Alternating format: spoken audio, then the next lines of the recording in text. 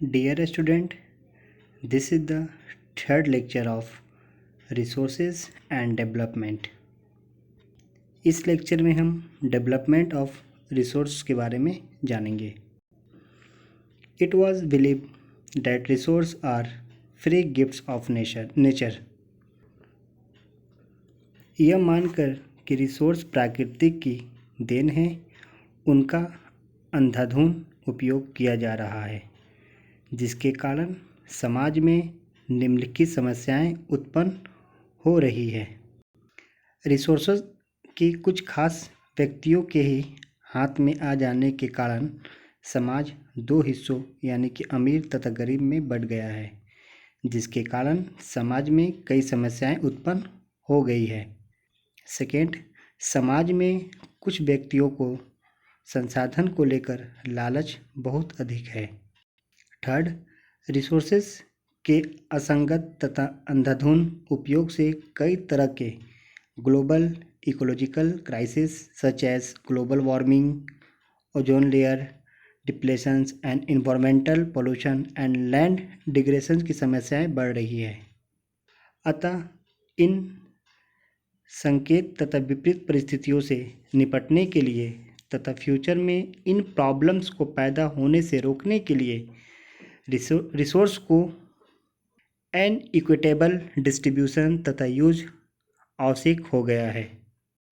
इसलिए human life की गुणवत्ता तथा विश्व शांति बनाए रखने के लिए संसाधनों के न्यौतासंगत बंटवारा तथा उपयोग के लिए रिसोर्स का सही विकास तथा सही योजना अति आवश्यक है.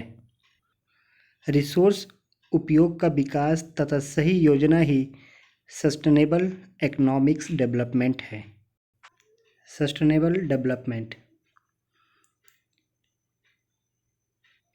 इन्वायरमेंट को नुकसान पहुंचाए बिना तथा फ्यूचर जनरेशन्स की नीड्स को कंप्रोमिस किए बिना होने वाले डेवलपमेंट को सस्टेनेबल इकोनॉमिक्स डेवलपमेंट कहते हैं. SED इसका अर्थ है कि डेवलपमेंट के लिए उपयोग किए जाने वाले रिसोर्स से इन्वायरमेंट को नुकसान ना हो, साथ ही डेवलपमेंट के लिए रिसोर्स को न्यौता संगत यूज हो ताकि आने वाले जनरेशन्स के लिए रिसोर्स बचे रहें. जैसे एक एग्जांपल लेते हैं कि अक्सर देखने को मिलता है कि ट्रैफिक में हम 2 व्हीलर्स या 4 व्हीलर्स का इंजन को ऑन रखते हैं, जिससे क्या होता है, पेट्रोल जलता है. अगर जिस रफ्तार से हम पेट्रोल का यूज़ कर रहे हैं, आने वाले 20 से 25 साल में पेट्रोल हमारे बीच से ख़त्म हो जाएगा. तो इसलिए कहा जाता है कि पेट्रोल का यूज़ भी सही ढंग से करना चाहिए. पेट्रोल ही नहीं, जितने भी नेचुरल रिसोर्स हैं उसका यूज़ हमें सही ढंग से करना चाहिए. United Nations conference on environment and development यानी रियो डी जेनेरो पृथ्वी सम्मेलन 1992 विश्व स्तर पर उभरते हुए इन्वायरमेंट कंजर्वेशंस और सोशल एंड इकोनॉमिक्स डेवलपमेंट की समस्याओं को हल ढूंढने के लिए ब्राज़ील के शहर रियो डी जेनेरो में 1992 में फर्स्ट सम्मेलन का आयोजन किया गया था, जिसे रियो डी जेनेरो पृथ्वी सम्मेलन 1992 के नाम से जाना जाता है. इस सम्मेलन में पूरे वर्ल्ड के 100 से अधिक राष्ट्र अध्यक्ष ने भाग लिया था.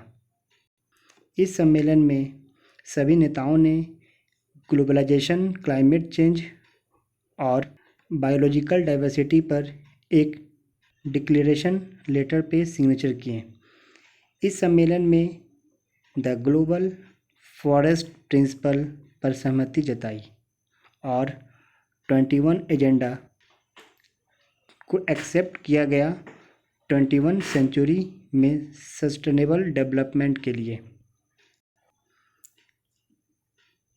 एजेंडा 21 एक डिक्लेरेशन लेटर तथा वर्क शेड्यूल है, जिसमें रियो डी जेनेरो पृथ्वी सम्मेलन 1992 में एक्सेप्ट किया गया था.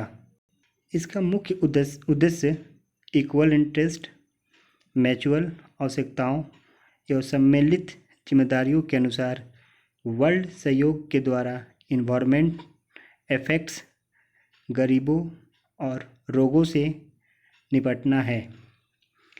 इसका मुख्य उद्देश्य यह भी है कि एवरी लोकल बॉडी अपना लोकल एजेंडा 21 तैयार करे। Next, resource planning. रिसोर्स के जस्टिफाई उपयोग के लिए जनरल पॉलिसी तथा स्ट्रॉन्ग पॉलिसी की आवश्यकता होती है। भारत जैसे देश में संसाधनों की उपलब्धता में बहुत अधिक डाइवर्सिटी है। यहाँ पे अलग अलग एरिया में अलग अलग तरह के रिसोर्स अवेलेबल हैं। एक एरिया में जहाँ एक और किसी खास प्रकार का रिसोर्स की अधिकता है, वहीं दूसरी ओर दूसरे तरह के संसाधन की भारी कमी भी है। किसी एरिया में रिसोर्स तो हैं, लेकिन बेसिक संरचना के अभाव से उसका यूज़ नहीं हो पा रहा है। कुछ एग्जाम्पल से इसे हम समझेंगे। राजस्थान तथा गुजरात में पवन ऊर्जा तथा सोलर एनर्जी बहुत हाई वॉल्यूम में उपलब्ध है, लेकिन वाटर का अभाव है। इसी तरह अरुणाचल प्रदेश में वाटर रिसोर्स सफिशिएंट क्वांटिटी में उपलब्ध है, लेकिन कोर डेवलपमेंट की कमी है। उसी तरह झारखंड, छत्तीसगढ़, मध्य प्रदेश आदि स्टेट्स में मिनरल्स और कोल हाई वॉल्यूम में उपलब्ध है, लेकिन दूसरे स्टेट में इन रिसोर्सेज की बहुत बड़ी कमी है। इसलिए हम कह सकते हैं कि रिसोर्स की सही से उपयोग के लिए प्लानिंग की आवश्यकता होती है। Resource planning in India. संसाधनों के लिए योजना एक जटिल प्रक्रिया है। इसके कुछ इम्पॉर्टेंट स्टेप इस प्रकार हैं। फर्स्ट, कंट्री के अलग अलग एरिया में रिसोर्सेज की पहचान कर उसकी लिस्ट बनाना। इसके अलावा field survey, mapping banana and qualitative and unit estimations of resource तथा मेजरमेंट करना। सेकेंड, रिसोर्स डेवलपमेंट स्कीम लागू करने के लिए suitable technology, skills and institutional planning तैयार करना। रिसोर्स डेवलपमेंट स्कीम को नेशनल डेवलपमेंट स्कीम से में इक्वल स्थापित करना।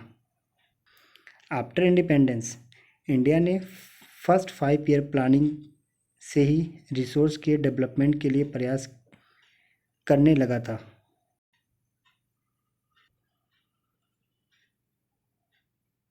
Next, conservation of resource. बिना रिसोर्स के डेवलपमेंट संभव नहीं है, लेकिन रिसोर्स को डिस्क्रेशन, उपभोग तथा अति उपयोग कई तरह के सोशल, इकोनॉमिक्स तथा इन्वायरमेंटल प्रॉब्लम उत्पन्न कर देता है। इसलिए रिसोर्स का प्रोटेक्शन करना अति आवश्यक हो जाता है। रिसोर्स के प्रोटेक्शन के लिए अलग अलग public opinion, thinkers and scientist आदि का प्रयास विभिन्न स्तरों पर होता रहता है। जैसे महात्मा गांधी ने कहा था, हमारे पास हर व्यक्ति की आवश्यकताओं की पूर्ति करने के लिए बहुत कुछ है, लेकिन किसी के लालच की संतुष्टि के लिए नहीं। अर्थात हमारे पेट भरने के लिए बहुत है, लेकिन पेटी भरने के लिए नहीं। According to M.K. Gandhi, world level पर रिसोर्सेज हरास के लिए लालची और स्वार्थी व्यक्ति के साथ ही आधुनिक तकनीक को भी जिम्मेदार है। मशीनों द्वारा किए जाने वाले अत्यधिक उत्पादन की जगह पर अधिक बड़े जन समुदाय द्वारा उत्पादन के पक्ष में थे। यही कारण है कि महात्मा गांधी कॉटेज इंडस्ट्रीज़ की वकालत करते थे, जिससे बड़े बड़े जन समुदाय यानी कि पॉपुलेस द्वारा उत्पादन हो सके।